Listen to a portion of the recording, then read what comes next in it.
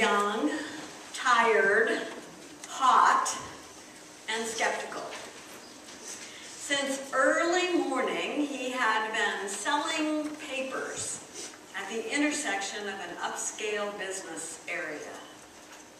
He'd been homeless for months, but he still felt awkward on the streets. He wasn't really sure how he was supposed to approach cars waiting for the light to change in order to ask them to buy a paper. He didn't know for sure whether he was supposed to make eye contact or not. And really, he didn't know where he would find a restroom if he needed one. And so when the young woman drove up to the corner and rolled down her car window to buy a paper from him, he really wondered if he heard her right. What? She said, when you're done, come down the street to our office and get some lunch and water. We're right down the street. What does it cost? Nothing. Well, what do I have to do? Listen to some kind of talk or something? No, nothing. Just come and get some lunch and water. We have plenty. I hope to see you. Nothing is making sense here to this young man. How can anyone get food without money, especially in this neighborhood? This has got to be a trick. Some undercover plot to get another homeless person off the street. Or maybe it's a joke. Maybe it's a humiliating joke at the expense of an inexperienced young man. Water for nothing, food at no cost. The man remained puzzled. What do you think? How would you feel? Would you trust that this offer was true? Or would you be skeptical? We are so influenced by our cultural codes and expectations. We are somewhat conditioned and sometimes even rewarded in our human terms to do all we can to plan and control our lives, even when the unexpected throws us a curve. We know we need to be smart. We know we need to be safe. And yet, how do we open ourselves to genuine outreach? We tend to measure ourselves by our ability to figure it out for ourselves, or sometimes even scheme it out or overachieve. And often that leads us to be exhausted by the pace that we are setting for ourselves and for one another. And sometimes we don't even recognize that, in fact, we're hungry and thirsty. We are hungry and thirsty, even when we don't realize it. In the Grand Canyon National Park, along the trails, there are signs that are strategically placed every so often that remind you to stop and drink water. The sign says exactly that. Stop. Drink water. You are thirsty whether you realize it or not. Pretty clear. Pretty clear. How could it be that we don't recognize our own thirst?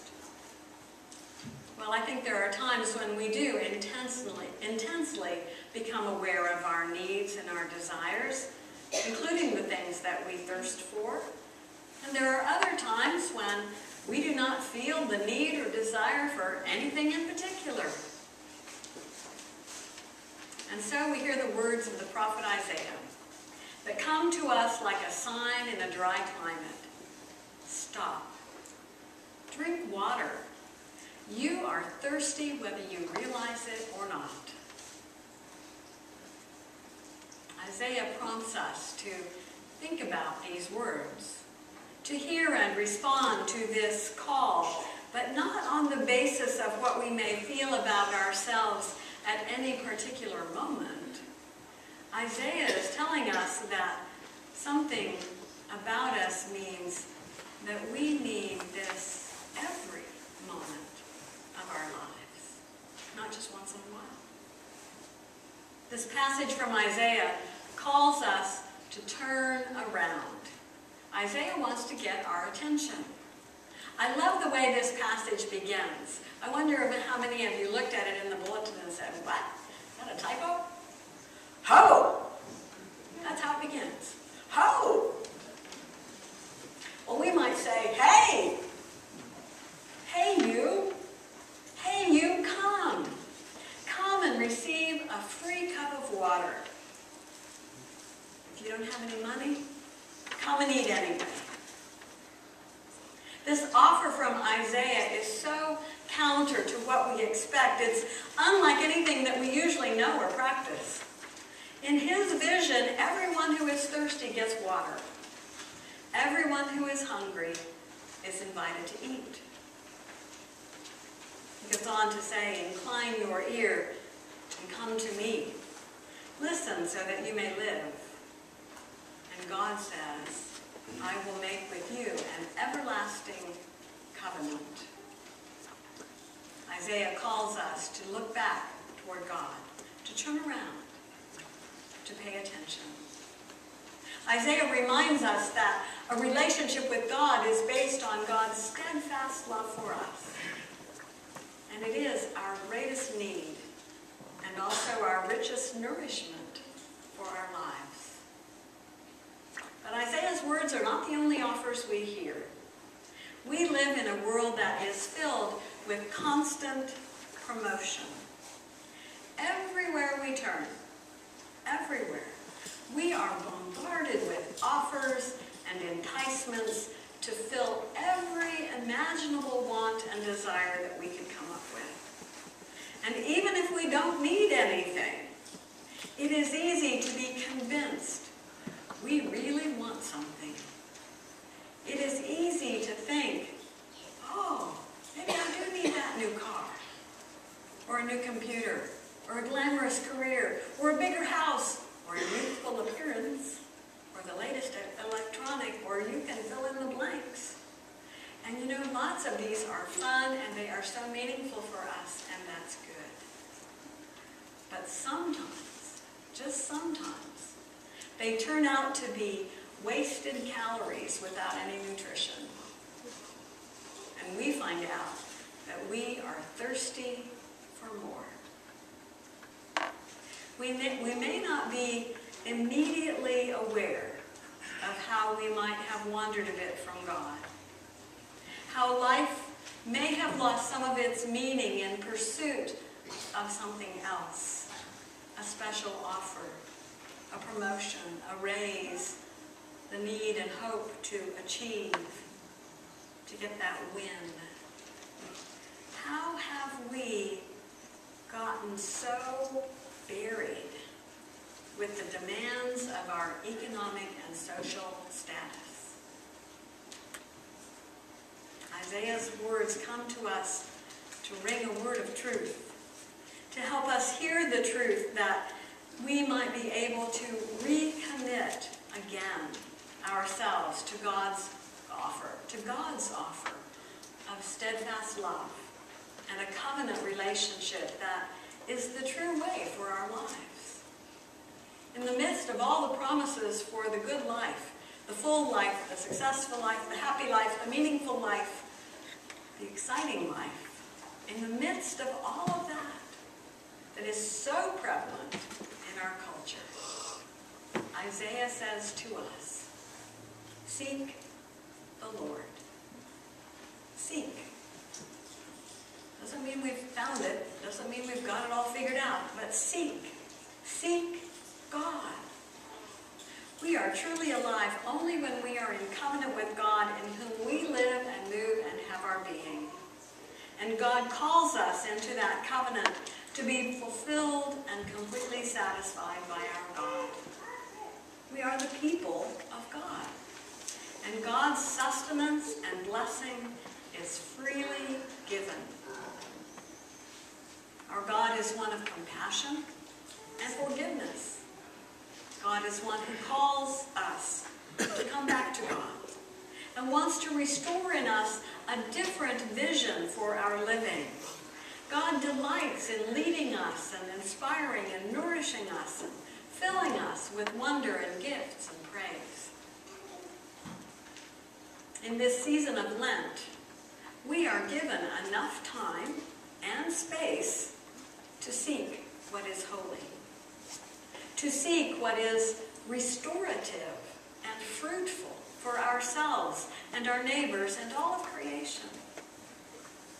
We are invited to trust God's way, especially the way that points us higher and beyond ourselves.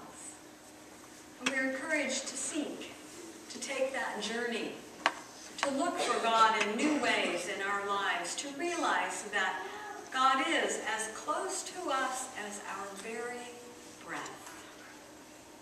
And to take that in and to be fed and nourished and sustained right to the core of our soul. God calls us to even deeper fellowship. God has the best bread around. All of you who are thirsty, come to the water. Whoever has no money, come and eat anyway. They may be different words than we might hear today. Different words from a different time and different place. But in this Lenten season, both of the invitations, the one from Isaiah and the one from the woman in the car, remind us of God's life-giving covenant feast given to all. A feast that is set by love, for God's love is for everyone. And our longing for that thirst, that hunger, that sustenance is met with a rich feast.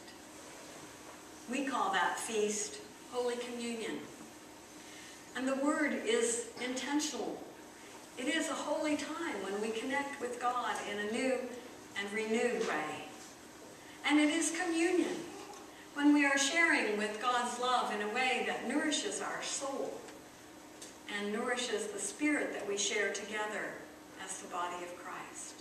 It satisfies our innermost being. God is bread for our hunger and water for our thirst.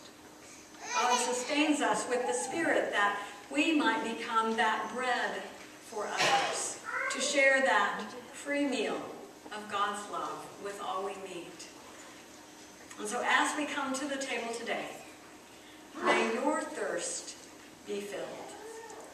And as we seek God in all of our life, may you meet God in new ways as you receive the love and peace of God who is already with you.